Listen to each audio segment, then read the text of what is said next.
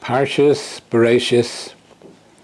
This is a shmuz adapted from the shmuzin of Moran Hagoyin Reb Chaim Shmulevich Zechet Tzadik Levrocha in Sichos Musar HaChodosh Maimar Beis.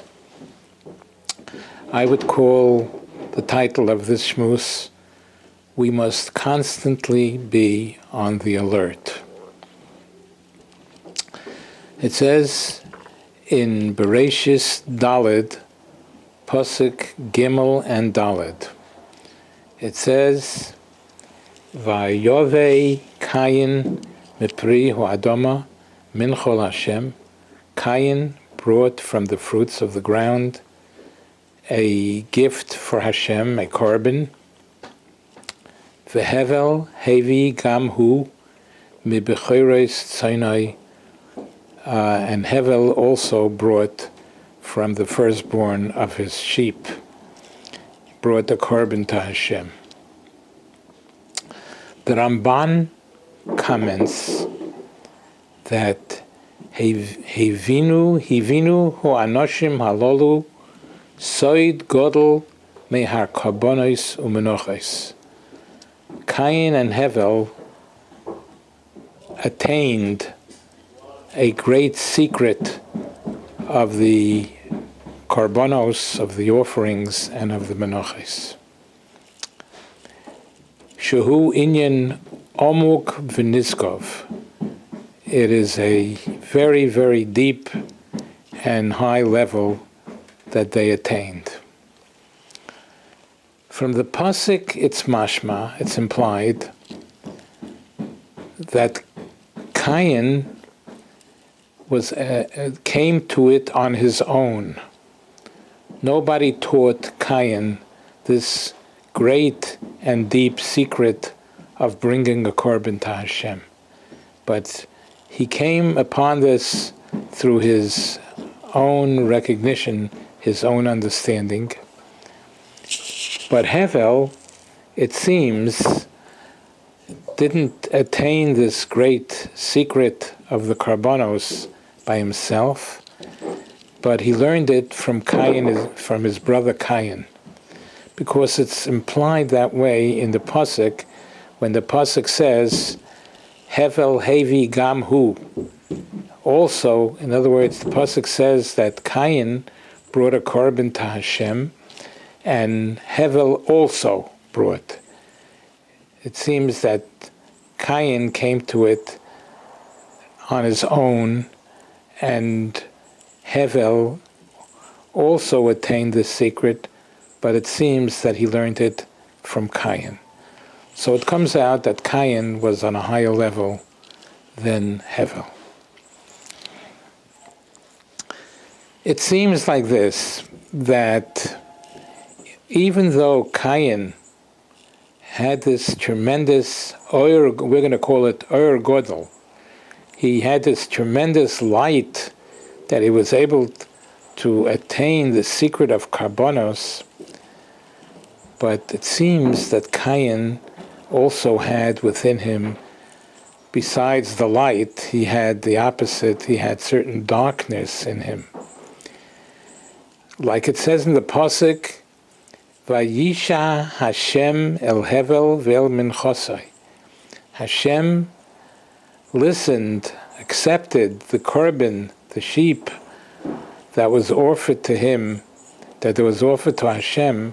Hashem accepted Hashem accepted Hevel's korban, but Hashem did not accept Cain's offering of fruits. Chazal tell us the reason, and Rashi brings it down. Because Cain brought min hagorua, he brought from the most inferior quality fruits of the ground. Even though it seemingly did not make any sense, why did he not give from the superior quality to Hashem? there was nobody else that was going to eat it. It was just going to get rotten. The only people that were alive at that time were Adam and Chava and Cain and Hevel. So to save the superior quality fruits and not give it as an offering to Hashem, that didn't make any sense. Nevertheless, Cain had some sort of a darkness within him that he couldn't part with something that he worked for.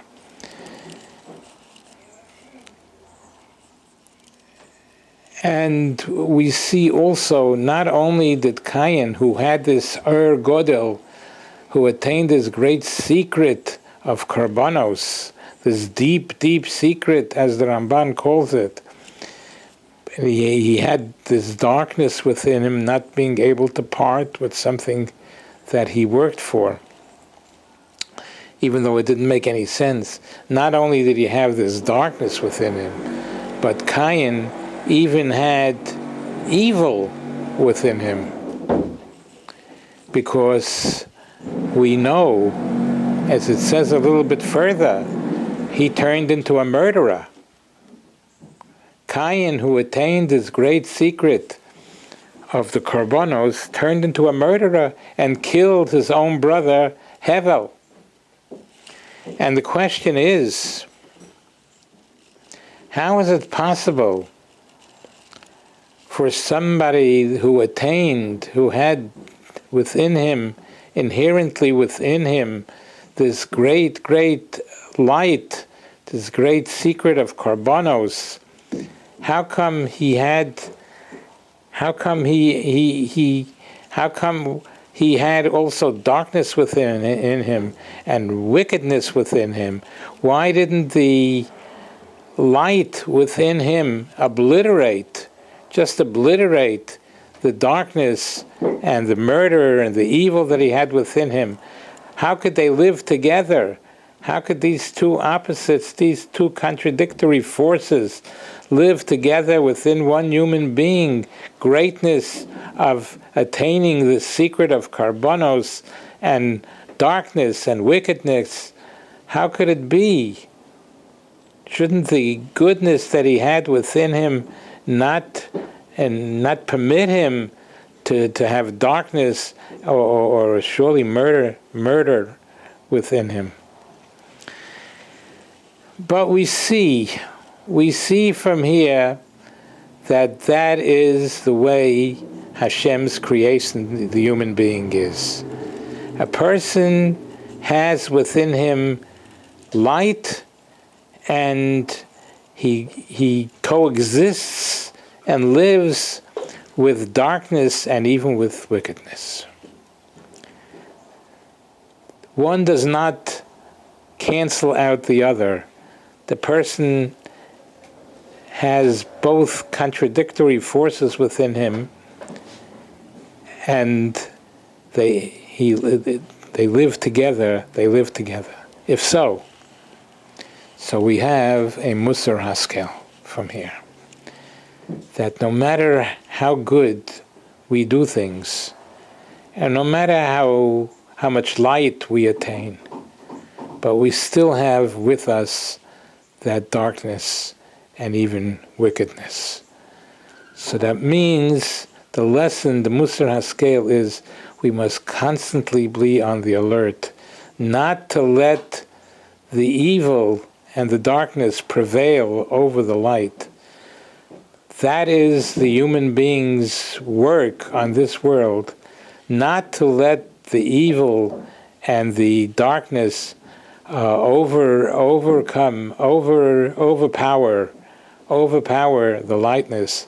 The lightness should always overpower the darkness and the evil, and the Eibishter should help us. We should be zeicher that this will be. Amen v'amen. We must constantly be on the alert to make sure that the good prevails over the evil. We should be zeicher to this. Amen v'amen.